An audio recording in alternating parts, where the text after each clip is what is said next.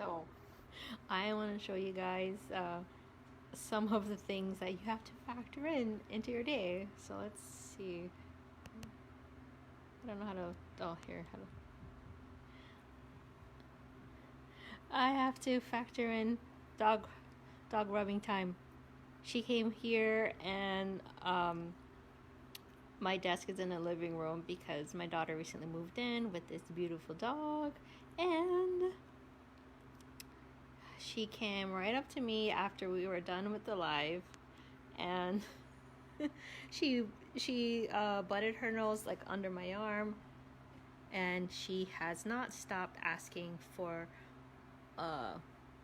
scratchy scratch, which I don't know what to call it, but yeah. And I just took my hand off, and her nose just came right up under my hand, and she knows I'm talking about her. She is looking at me like, oh, Grandma, why are you talking about me?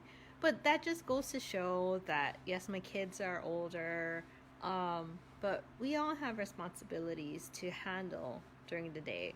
So anyway, I just wanted to share a real life example of time that we need to start writing down. I'm like, oh, how long was I scratching her back?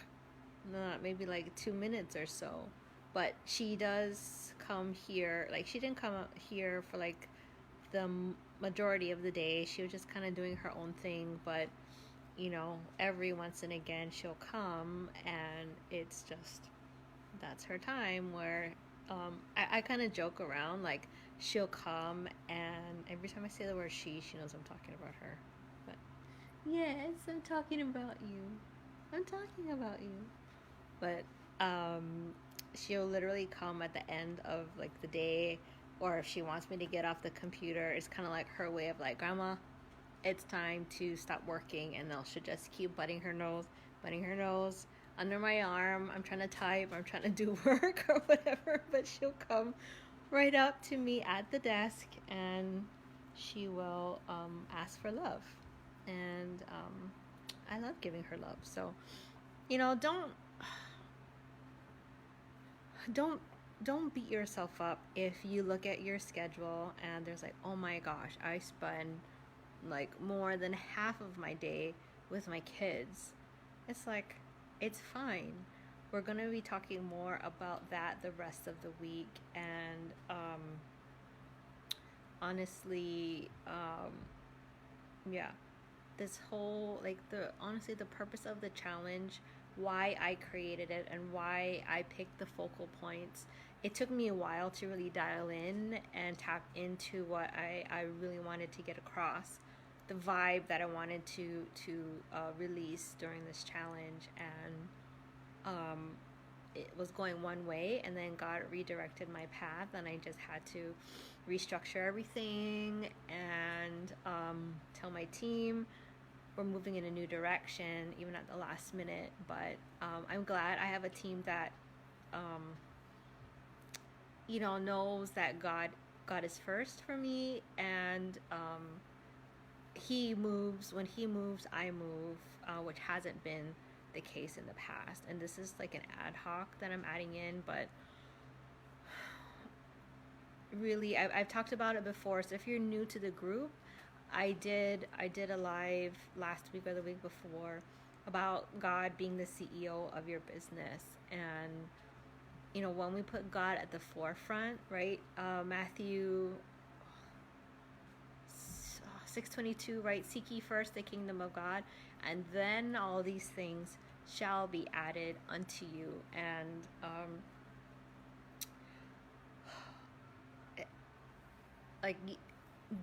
there's just so much change that has happened in the last 2 weeks in my personal life, and I thought that things were going sideways, and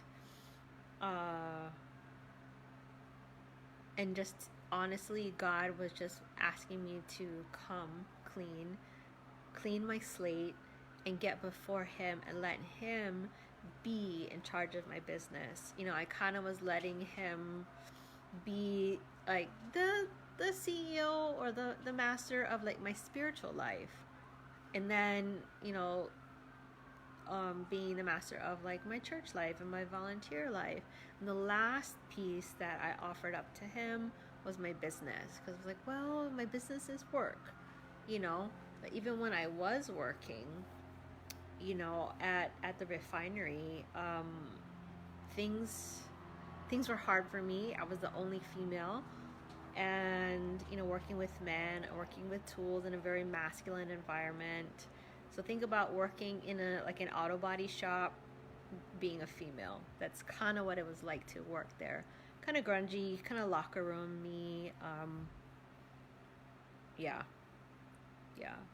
And so, um, you know, God really had to help me, and I had to surrender my workspace to him and my job to him. And when I started doing that, like people who were against me, or not against me, but really judged me for being a woman in that position, it's all of a sudden like things flipped 180. I became, you know, a leader. I became a sought after resource. Um, so I worked in the operations department. I became like a liaison between like the IT. You know, I was like an IT consultant. Like, you know, if I'm just using like apples to apples, like I was an IT consultant. Yes, baby. Yes, I was an IT consultant for the IT department. Um, you know, I was actually part of the training department, like on a special assignment there to help with the training and getting the training like ready for operations. And every department, like engineering, all of that, everyone needed maintenance, everyone needed an ops consultant for the project, because we're the ones who know how the equipment works out in the field. We operate the thing. So right, we were the like, you could build it, right? So we were the end user. So like if we're talking about an iPhone, let's say, right, iPhone's gonna have a launch pretty soon, right? If like we were the focus group, well, I was like the focus group before they launched it to the public. So I was on a lot of those committees and roundtable meetings. And where where am I going with this? But oh yes, God, right? I didn't become that person until, yes, okay. I didn't become that person until I surrendered everything over to God. And yeah, like it was just really bad at one point. I got bypassed for promotion, and you know, anyway. Oh, sorry, my husband was calling, but yeah, I just wanted to put that out here. Like, one, in the hierarchy of um, life and business, right? It's God first, husband, children, church, or extracurricular activities, which would include work, right? Like, service is number 4 on that list. And we need to really be cognizant of what we're doing during the day and how are we honoring God with our schedule, right? If we're putting, stop. If we're putting money first, if we're putting our business first, are we putting money and getting money and the stress about earning more above God, right? And I really want you, as you're filling in your worksheet this week, I really want you to dial in and think about that piece. Well, if you're a Christian, if you're not, obviously the header, well, I changed the header of the group, but it used to say Sanity Saving Systems for Christ-Centered Coaches. And because I really believe that when we get our time dialed in, that's when we can honor God with our time fully. And that's when God will start blessing us in our businesses, because I've seen it in my life. I've seen it in like my clients' lives, friends' lives. Just the turnover has like been so amazing.